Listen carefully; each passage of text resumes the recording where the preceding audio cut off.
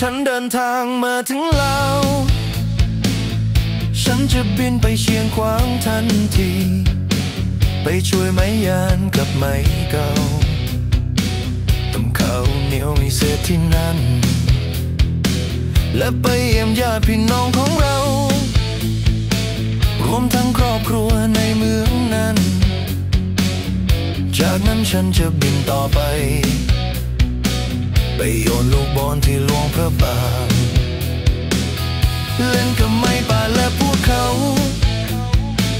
อยู่ไม่กี่วันที่ฉันอยู่ที่นั่นและเมื่อถึงเวลาจะกลับบ้านฉันจะขับรถกลับเวียงจันทร์เราจะใช้เวลาอยู่ที่นั่นโทรหาไม้ป่าและไม้ตู